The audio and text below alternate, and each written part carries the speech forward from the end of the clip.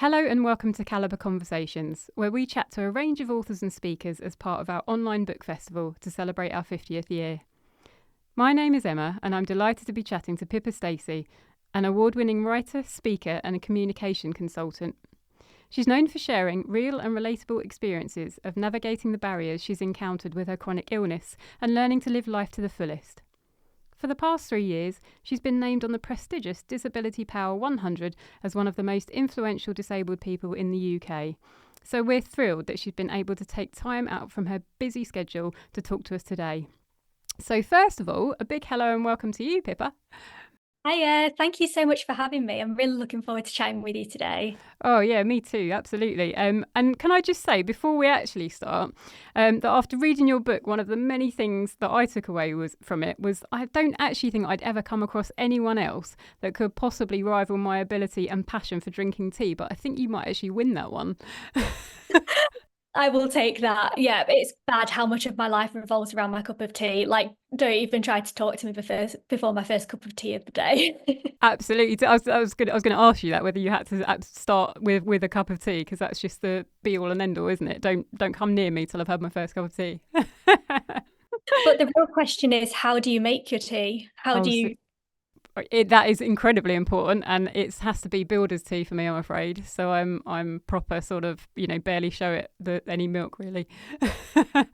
see? I can't get on board with that, but as long as you don't put the milk in first. I've heard some monstrosities over the years of people putting their milk in before they put the hot water in. I'm just not okay with it. Well, it just doesn't brew the tea, so you don't get any tea from it. You might as well have a cup of milk, I think, to be honest. I agree. Exactly right. So now we're on the same page with that one, definitely. Anyway, so now we've covered that one, but can we just go back to just before your books were published? Because you're already embarking on your writing career via your blog called Life of Pippa. And for those who haven't come across it yet, could you just tell us a little bit more about the inspiration behind why you started it? Yeah, so I think it began with social media actually. So not long after I acquired my chronic illness, I was looking for other people who I could relate to, and that led me to finding the chronic illness community on social media. And it was seeing other people share their stories and their experiences that motivated me to want to share my own. And it initially started off with an Instagram account. And then in 2017, there was one specific night, and I was up at 3 a.m. with insomnia. And I was like, do you know what? I'm going to start a blog. That's what I'm going to do. I've always loved to write. Instagram was great, but there are limits on how much you can share. There are like character limits with the captions. So I started my blog, and I kind of wanted to get this balance between sharing my experiences of chronic illness and telling my story, but also exploring the things that made up the rest of my identity as well. So things like theatre, books, fundraising, lifestyle. So it just became this website full of all of the things that bring me joy, and where I could just really lean into that love of writing and tell my story in a way that made sense to me. And it's a fantastic site, I have to say, and we'll come back to that again later to mention it, because there's some great stuff on it. But you've published 3 books so far, so I just wondered, obviously, with all of that writing that you're already doing, how you fit in and plan your writing just around your work and other commitments, but also while being mindful of your health.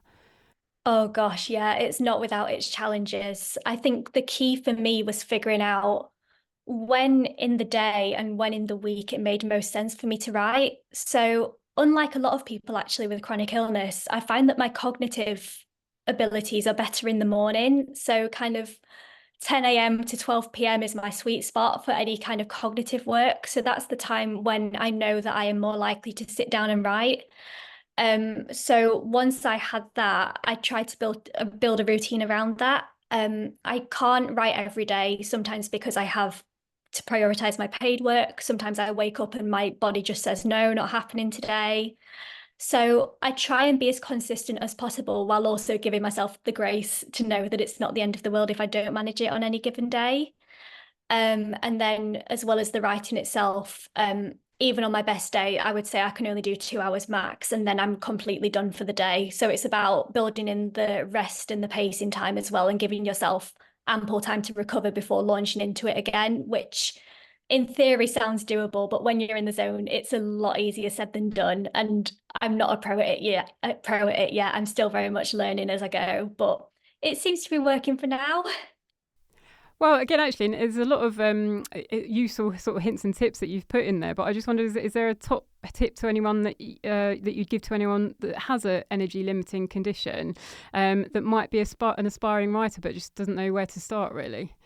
Oh my gosh, I think my top tip would be to disregard all of the top tips that you're previously told. Like, one of the things I found really alienating when I was starting was I'd read interviews with all of these great writers who'd said, yes, I sit down and I do 3 hours of free writing before I begin working on the thing, or I do all of these exercises. And I remember thinking, if I did 3 hours of prep work, I wouldn't be well enough to do anything else. I'd never get anything else done.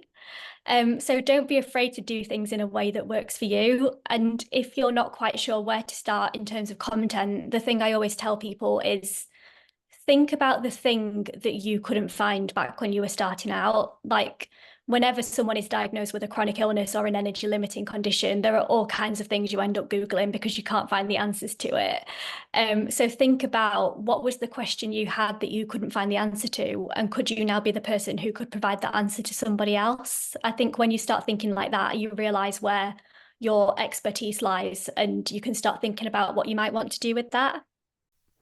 Brilliant. No, and actually, sort of that comes onto in your most recent book, How to Do Life with a Chronic Illness.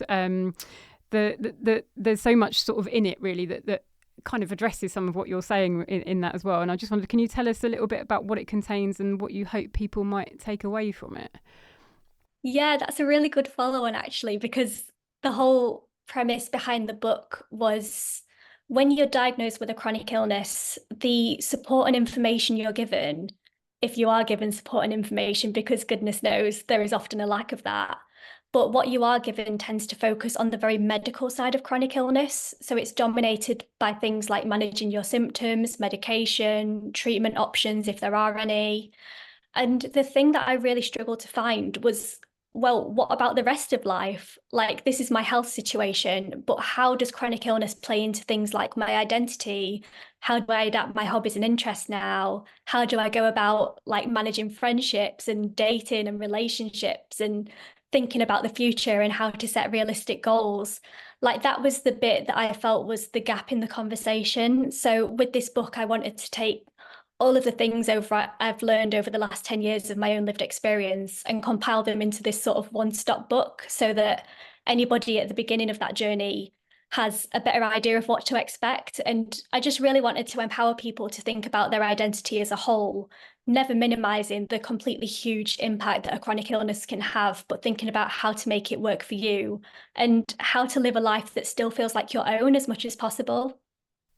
I think one of the important things that you address as well is in the book you say that you're not sort of saying this is a one-stop shop and all the answers are there, because everyone's chronic illness is different. So the idea is for them to take away what will work from them, because there might be things that they can adapt as well that that you've already mentioned.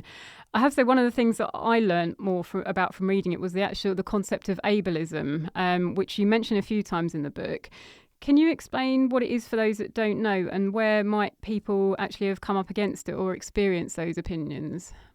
Yeah, of course. So ableism, the kind of core definition is, ableism is discrimination in favour of non-disabled people. So we can see it in things like policies that disadvantage disabled people. We can see it in social attitudes when people have very set ideas about disability and what it should look like and what a person can or can't do. And then a lot of this can also hold internalized ableism as well, where we hold certain beliefs about ourselves and our worth and our place in society because of what we've been taught about disability in the past. So breaking down ableism, in my view, is one of the key ways to take steps towards equality in society. Unfortunately, ableism is still all around us, but there are brilliant voices and brilliant people in the disability community and allies as well, though goodness knows we always need more of them. Yes, so hopefully ableism is going to be one of the big barriers that's broken down in the future. fingers crossed. Yeah, no, absolutely. It was, as I say, it was enlightening for me, and I think again that's what I think is so great about your book is that I think it's for anyone. So I think if you have a chronic illness, it will be helpful. But I think there's so much more to learn from if you haven't as well. So I think everybody should pick it up to read it, just to really start addressing those things. That's the whole point of it, really. Now there's little sparks of humour throughout the book, which I felt gave me a real idea of your personality. So actually, by the end, I felt like I'd had a bit of a conversation with a friend. It was a lovely feeling, sort of finishing it.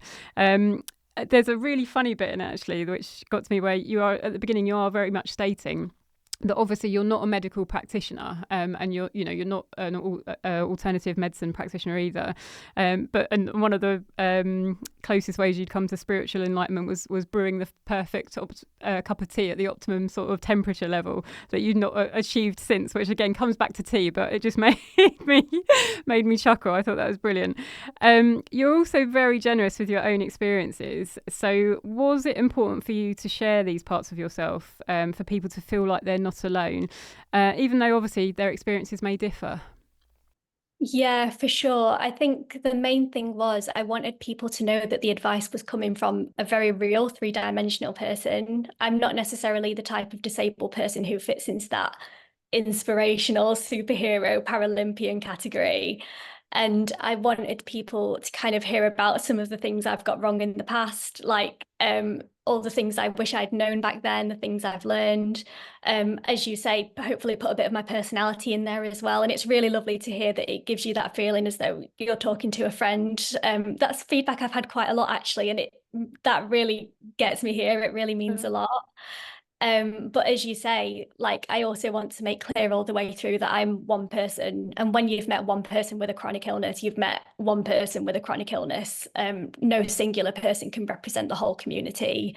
And people have very different lived experiences than I do. So yeah, my objective was kind of take the bits that are helpful and disregard the bits that aren't. But this is me and this is my experiences. And perhaps this is something you can relate to. And just for anyone that doesn't know, obviously, because we haven't addressed it yet, what is it actually that you've been diagnosed with? It's my primary condition is a condition called ME, which stands for myalgic encephalomyelitis. I have a few other funky bits and bobs as well, but ME is the condition that affects me the most. And I've been an ambulatory wheelchair user for maybe like 7 or 8 years now. So yes, energy limiting conditions is the bracket I would usually put myself under. Thank you. Now, the book is available in audio and narrated by you as well. So I just wondered how you found that experience, and did it give you a new appreciation for audiobooks in any way, really? And was there anything you had to adapt from the printed text when you read it aloud in audio? Because the format, obviously, it's quite different in terms of the journal entries and things like that. So I just wondered if there were things that you sort of changed for the audio version. Yeah, it was such a cool learning experience. It's one of the coolest, but one of the most difficult things I've ever done. I have so much respect for people who narrate audiobooks as their job. It was a lot, but it was such a fun experience, and I'm so glad that I did it. I do speaking work, but narrating and being in the recording studio and working with a producer was so different to anything I've done before.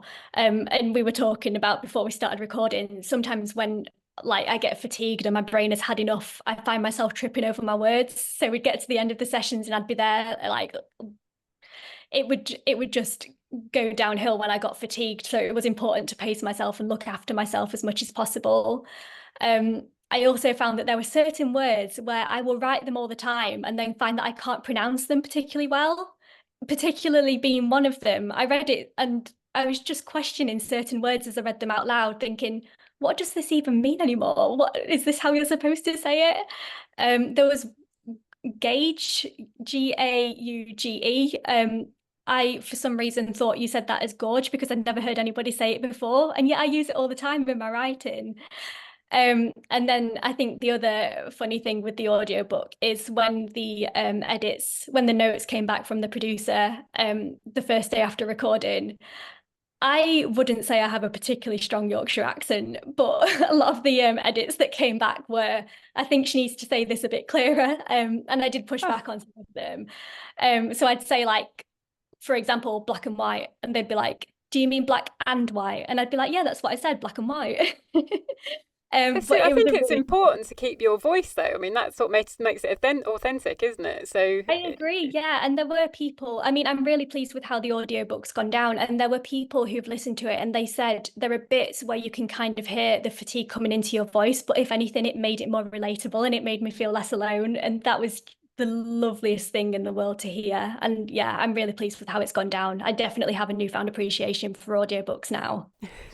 I don't think you're alone in the wording either, and actually sort of writing and saying aloud, because I don't. So because I think also when you read a lot, you come across a lot of words. So you sort of turn. I mean, I use words in situations. And I know they're the right words to use, but I don't necessarily know what they mean. I just know that they fit in that sentence. And then when you go to say it, it's a different thing entirely, isn't it? And you, so I can relate to that. And I'm sure you're not alone in that in the narrating world either. So yeah, that's a good one to pick up on. Now, the other thing is you'll have had so many experiences while navigating your life with your chronic illness. But I wondered, knowing what you know now, if you could go back to when you were first diagnosed and you could pick just one bit of advice or a reassurance to share with yourself, what do you think that would be? I think of everything, it would be to take your time. Like this life-changing thing happens, and you don't have to rush to suddenly find this new identity and suddenly be okay with everything.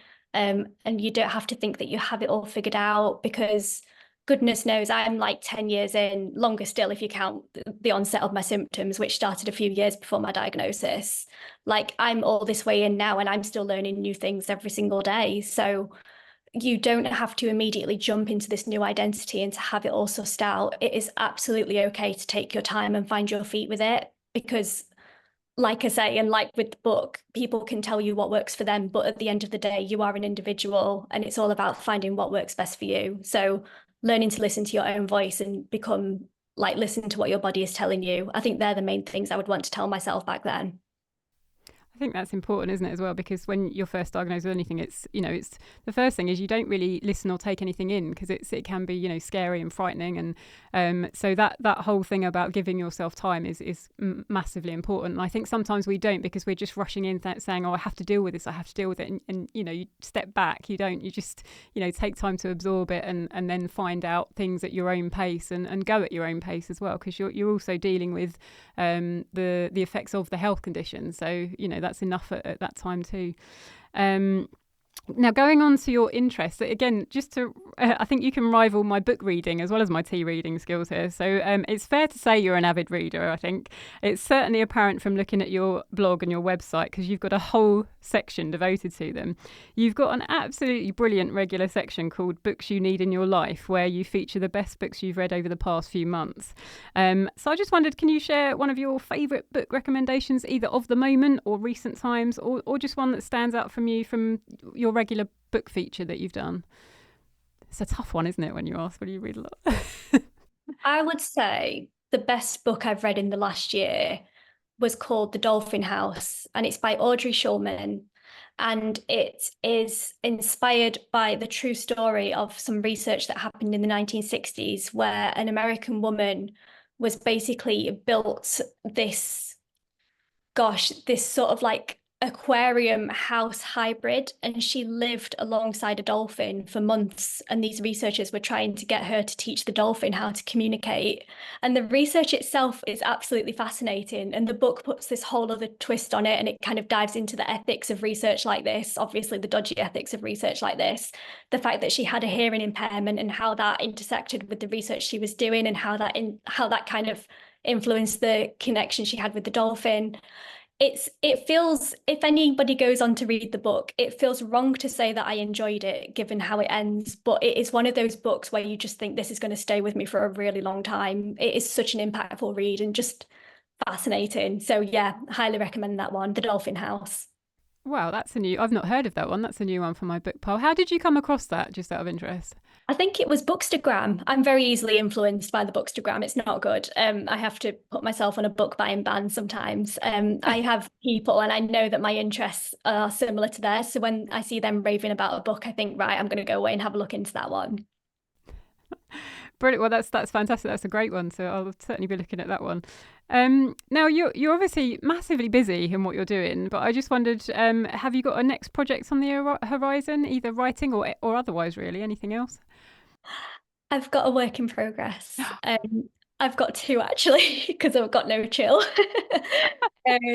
So fingers crossed, something will come of those. I really, really hope so.